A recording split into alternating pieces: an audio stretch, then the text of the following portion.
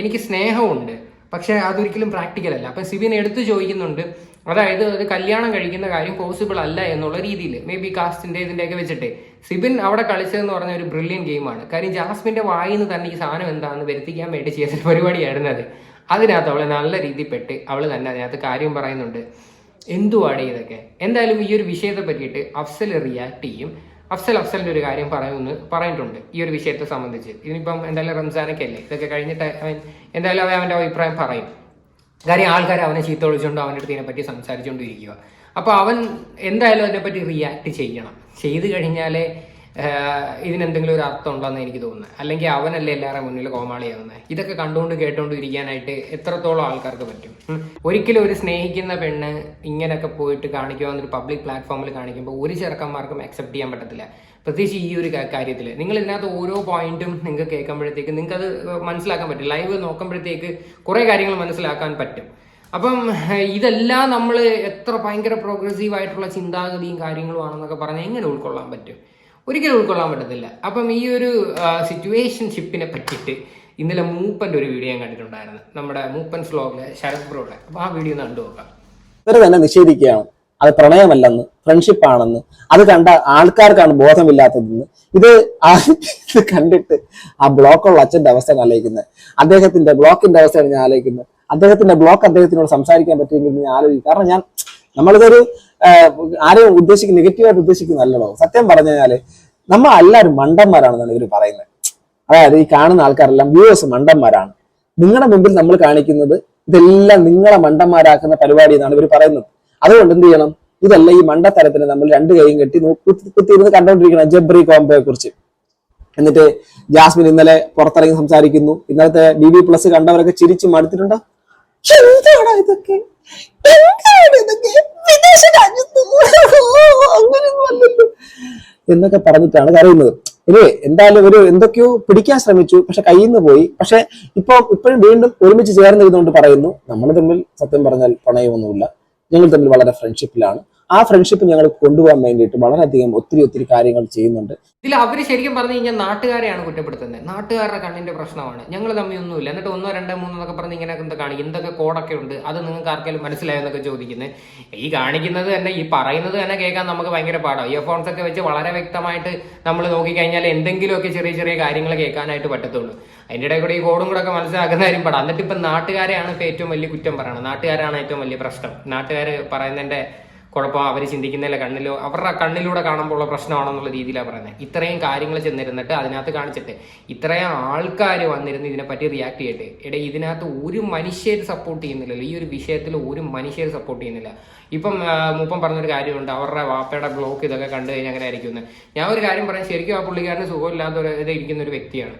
അപ്പോൾ ആ പുള്ളിക്കാരന് ഇതൊക്കെ കണ്ടു കഴിയുമ്പോഴത്തേക്ക് എനിക്ക് മനസ്സിലാക്കാൻ പറ്റത്തില്ല എത്രത്തോളം ഇതൊക്കെ താങ്ങാൻ പറ്റുമെന്നുള്ള കാര്യം അവരുടെ വീട്ടുകാർക്ക്. കാര്യം അവളിപ്പോൾ എപ്പോഴും പറയുന്നുണ്ട്, എനിക്ക് വീട്ടുകാരെ കൺവിൻസ് ചെയ്താൽ മതി, എന്ത് ഇത് എന്നൊക്കെ പറയുമ്പോഴത്തേക്ക് വീട്ടുകാരെ ഒന്നും ഇനി കൺവിൻസ് ചെയ്യുന്ന കാര്യം നടക്കുന്ന കാര്യമല്ല. ആർക്കും ഉൾക്കൊള്ളാനൊന്നും പറ്റിയിട്ടൊന്നുമില്ല, അത് മനസ്സിലാക്കുക. പിന്നെ അഫ്സലിൻ്റെ കേസ്, അഫ്സലിൻ്റെ വീട്ടുകാർ ജമ്മൻ്റെ കാലത്ത് ഇനി ഈ ഒരു കല്യാണത്തിന് സമ്മതിക്കുമെന്ന് എനിക്ക് തോന്നുന്നില്ല. എൻ്റെ ഒരു അറിവ് ഇത് വെച്ചിട്ടാണ് ഞാൻ പറയുന്നത്. എനിക്ക് കിട്ടിയ ഒരു കാര്യം, അഫ്സൽ എൻ്റെ ഫ്രണ്ട് ആയതുകൊണ്ട് എനിക്കറിയാം, എനിക്ക് തോന്നുന്നില്ല അഫ്സലിൻ്റെ വീട്ടിൽ ഈ ഒരു ബന്ധം സമ്മതിക്കുക കൊടുക്കുമെന്ന്. കാര്യം അത്രയ്ക്ക് സിറ്റുവേഷൻ വേഴ്സ് ആയിട്ടുണ്ട്. ഇത് ഡേ ബൈ ഡേ പോകും തോറും ഇത് വീണ്ടും കൂടി വരിക. സായി ഇതെല്ലാം ചെന്ന് പറഞ്ഞു കൊടുത്തിട്ടും ഇവൾ അതെല്ലാം കഴിഞ്ഞ് പെട്ടെന്ന് റിവൈവ് ആവുന്നുണ്ട്. ഇവൾ വീണ്ടും പഴയതുപോലെ ആയിട്ട് പുള്ളിക്കാരത്തി വീണ്ടും ഇതുപോലെ ഓരോന്നിങ്ങനെ റിപ്പീറ്റ് ചെയ്യുക. എന്നിട്ട് ഓരോ ഡ്രാമകൾ കാണിക്കുക. പിന്നെ എല്ലാവരും ഇന്നലെ പറയുന്നുണ്ടായിരുന്നു, ഇന്നലെ സ്റ്റോർ റൂമിൽ പോയിട്ട് ജാസ്മിന് മാത്രം എന്തോ പ്രത്യേകത, ജാസ്മിന് ഒരു കത്തൊക്കെ കൊണ്ട് കൊടുക്കുന്നുണ്ടെന്ന്. അപ്പം എനിക്കിപ്പം നിലവിൽ അറിയാനുള്ള ഒരു കാര്യം എന്ന് പറഞ്ഞു കഴിഞ്ഞാൽ, ജാസ്മിൻ്റെ ഈ വീക്കിലി നമുക്ക് അയച്ചു കൊടുക്കുന്ന ഡ്രസ്സുണ്ട്. ആ ഡ്രസ്സ് വൈകും ലേറ്റ് ആയി കഴിഞ്ഞാൽ അവരുടെ ഭാഗത്ത് നിന്ന് കാര്യം എന്തോ ചോദിക്കും. അതിൻ്റെ എങ്ങാണ്ട് എന്തോ സംഭവം കണ്ട എനിക്ക് തോന്നുന്നത് എന്തോ ഡിലേ ഉണ്ടെന്നാണ് എനിക്കറിയാൻ സാധിച്ചത്. അപ്പം മേ ബി എനിക്ക് തോന്നുന്നു അതിൻ്റെ കേസായിരിക്കും അത്. അല്ലാതെ ജാസ്മിന് മാത്രം പ്രത്യേകം കത്തെഴുതി കൊണ്ടുവന്ന് കൊടുത്തിട്ട് പറയാൻ എന്തോന്നിട ഇതൊന്നും ഒരിക്കലും അങ്ങനെയൊന്നും എടുക്കുന്നതൊന്നും അല്ല. അങ്ങനെയൊന്നും എഴുതി കൊടുക്കാൻ പറ്റത്തില്ല. കാര്യം ഇത്രയൊക്കെ ചെയ്ത് കൊടുത്തിട്ട് ഇനി എഴുതി കൊടുത്തിട്ട് പുറത്തേക്കാനാണ് അങ്ങനെയാണ് ഇങ്ങനെയൊക്കെ പറഞ്ഞതിനകത്ത് എന്തെങ്കിലും ഒരു അർത്ഥമുണ്ടോ?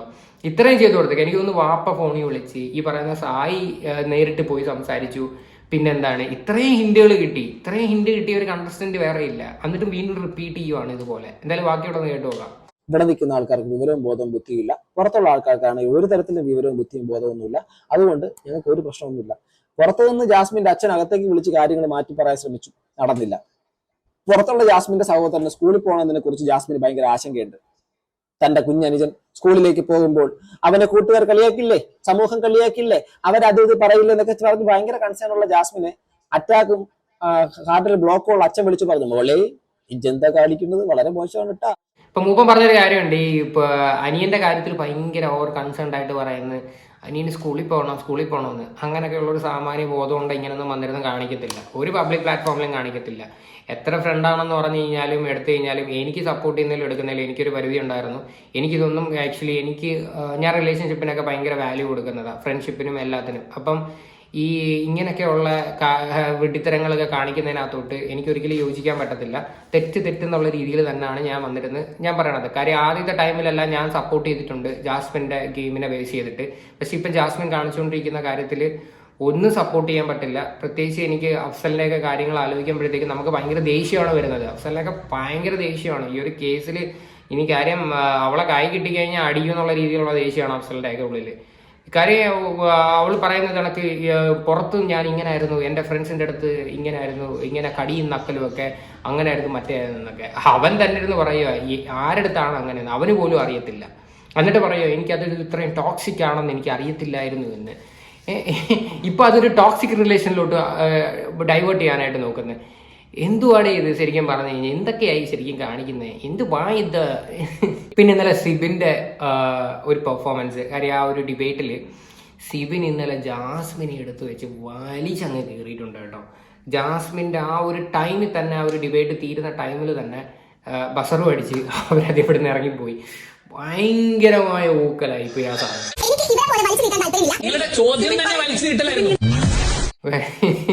സിബിനൊക്കെ നല്ല രീതിയിൽ കൊടുത്തിട്ടുണ്ട്. എന്തായി കഴിഞ്ഞാലും എല്ലാവരും സത്യം പറഞ്ഞാൽ ഇത് ടാർഗറ്റഡ് കേട്ടോ. ഈ ഒരു വിഷയം എല്ലാവരും ടാർഗറ്റ് ചെയ്ത് ഒരു വീക്ക് പോയിന്റ് കിട്ടിക്കഴിഞ്ഞാൽ ബിഗ് ബോസിൽ അവർക്കത് മനസ്സിലാക്കാൻ പറ്റും. ഓരോ കണ്ടസ്റ്റൻസിന്റെ വീക്ക് പോയിന്റ് ഏതാണോ അതിൽ കയറി പിടിച്ച് അടിച്ചു കഴിഞ്ഞാൽ തീർച്ചയായിട്ടും വീഴും. പക്ഷെ ജാസ്മിന്റെ ഏറ്റവും വീക്ക് പോയിന്റ് ഇതാണെന്ന് അവർക്ക് അറിയാം. അതിനകത്ത് വെച്ച് നല്ല രീതിയിൽ ട്രിഗർ ചെയ്യാൻ കൊടുക്കുന്നുണ്ടെങ്കിലും ജാസ്മിൻ ആ ഒരു സ്റ്റാൻഡിൽ നിന്ന് മാറിയിട്ടില്ല ഈ ഒരു നിമിഷം വരെ. ഓക്കെ, അപ്പം എനിവേ ഇതിനെയൊക്കെ കുറിച്ചിട്ടുള്ള നിങ്ങളുടെ അഭിപ്രായങ്ങൾ നിങ്ങൾ തീർച്ചയായിട്ടും കമന്റ് ചെയ്യുക. വീഡിയോ ഇഷ്ടപ്പെടുമെങ്കിൽ തീർച്ചയായിട്ടും ലൈക്ക് ചെയ്യുക. സബ്സ്ക്രൈബ് ചെയ്യുന്ന കാര്യം ഒന്ന് പരിഗണനയിൽ വെക്കുക.